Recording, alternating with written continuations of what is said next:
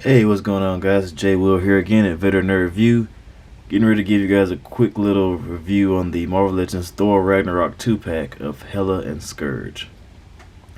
And from first glances and taking them out of the box and looking at them a little bit, I'd say, it's a pretty decent 2-pack.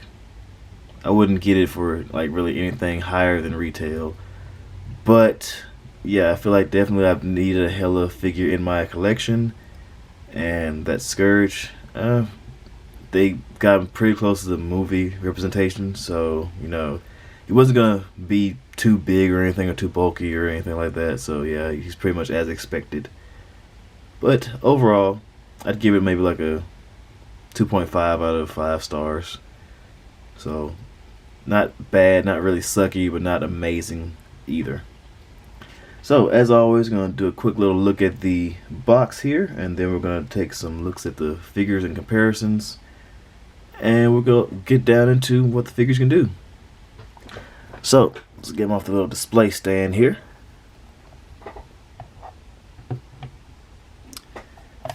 Get out of there. I had to plug it in because the battery stopped working really on my little turntable there.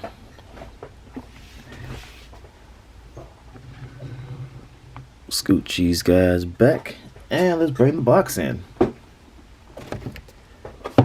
So just at first looks here, we got a pretty standard 2-pack window packaging here for the Marvel Legends figures. Kind of similar to what they've been doing recently as far as the boxes there. Stand up Scourge.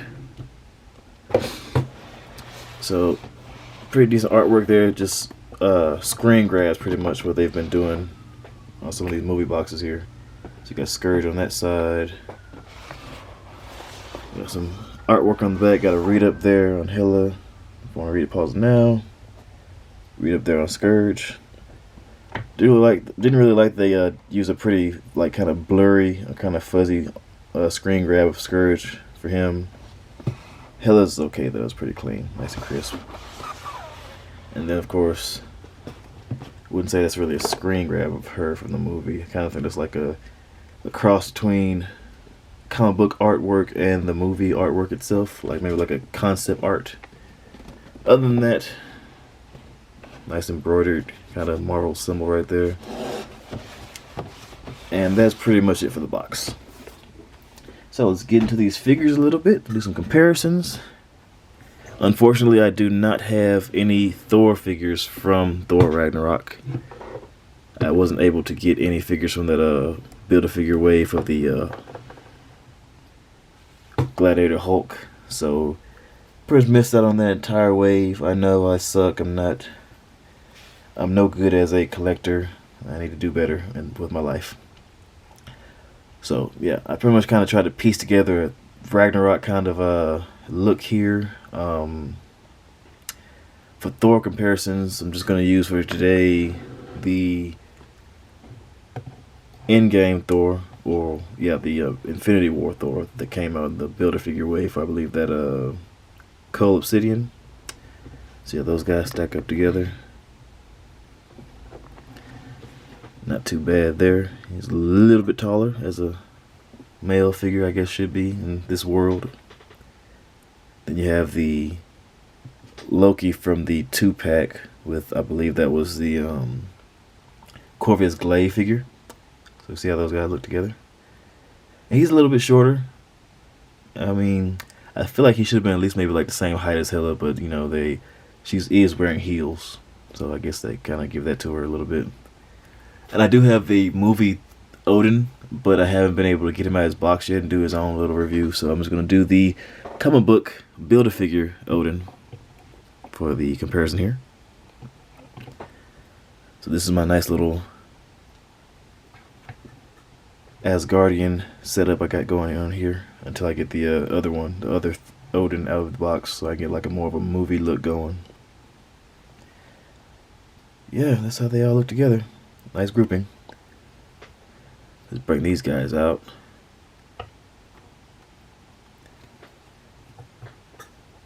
And we're going to do a nice little gathering of some Thor villains here.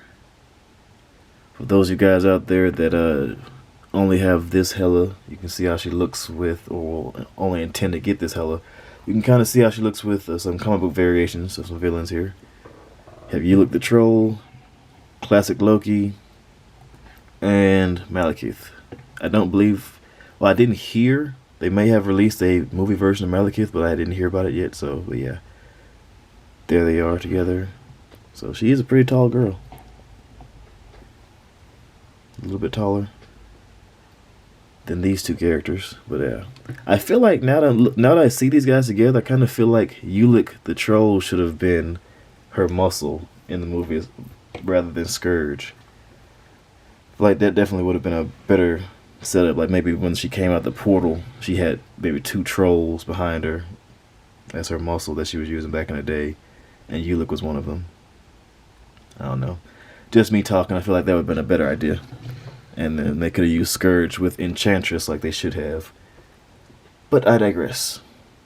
Bring these two back into the frame. Let's get into some of their accessories that they come with. So, of course, Scourge comes with his little dual axe deal that she made for him in the movie. Oops. He's falling. So, yeah. Not a bad sculpt on it. Some pretty interesting detail there. Kind of rough around the edges. LOL. Pretty decent hand grip there. It's pretty sturdy. It's a lot more sturdy than I thought it was going to be too, so that's good. It's not as flimsy as some other weapons that come with some figures. And of course she has a little flame effect deal here she can hold as far as the eternal flame deal that she carries or picks up in the vault in the movie. Scourge comes with two alternate gripping hands for his rifles that you'll see in a second. Gun hands. He comes with his two rifles, Dez and Troy, so together they destroy. So that's cool. Hela comes with the Mjolnir that she grips and destroys in the movie. Just catches in the air like a softball. And she also comes with two alternate heads. The relaxed, kind of like slicked back hair, and the kind of wild, just stepping through, getting ready to head to the salon kind of hairstyle. Yeah. And I don't know about you guys, but I feel like they made her almost too attractive in the movie. Because when she stepped out that portal with this hair, I was kind of like, am I supposed to be this attracted to her? They did the whole pan up from her legs and everything that went all the way back up to her face and the hair or whatever, looking all wild. I was like, yeah, I probably would sign up to be her servant too. Anyway, off of the simp version of me, let's get down to brass tacks and see what these figures can do. We're going to start off with Scourge here. As far as articulation goes, he can look up that far. It's a pretty good range of motion as far as looking up. Looks down that far, he has to like that shifting motion right there in his head. Just a little bit. But he can touch his chin down to his chest area. Side to side motion. Got a slight wobble in there so he can kind of get his little head tilt going. Shoulders move out that far. His armor kind of stops it a little bit, but I feel like it might be able to squeeze up a little bit more. Bicep cut.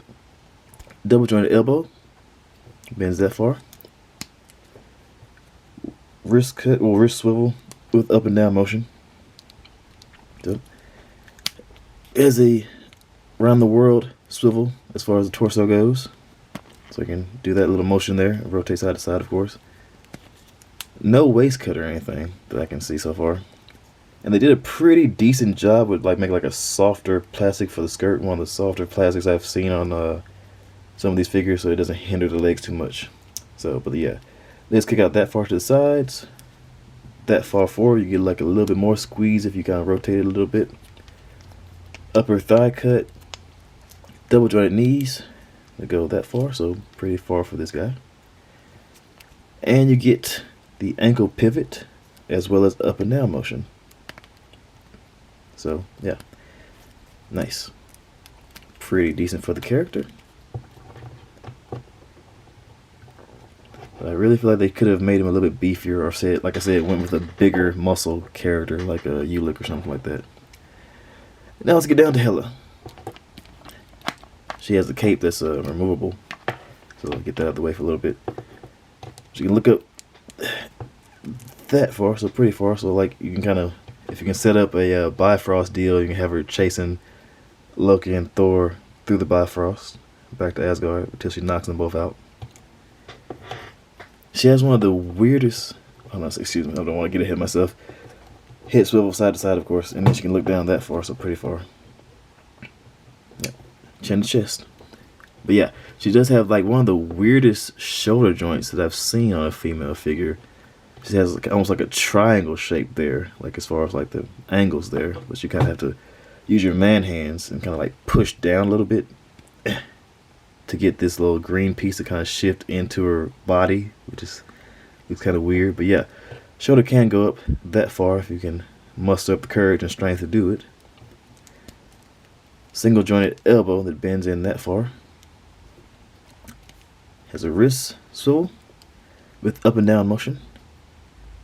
So yeah, so she's one of the older figures, I guess, and you could say now, because she doesn't have the double jointed elbow that it can touch the back of her neck with. So that's kind of sad. But she does have a waist swivel deal right there, so you get like pretty much that much motion. So it's kind of, you don't get a whole lot, so it doesn't bend forward too much or too far back. Yeah, no waist cut or anything. Like, man, those hips. Kicks out that far. Upper thigh cut. Double jointed knee, so she gets a good little bend there. Yeah, so definitely gets a nice little range of motion for her. So you can also, yeah, get her in that pose that she's going up in the Bifrost.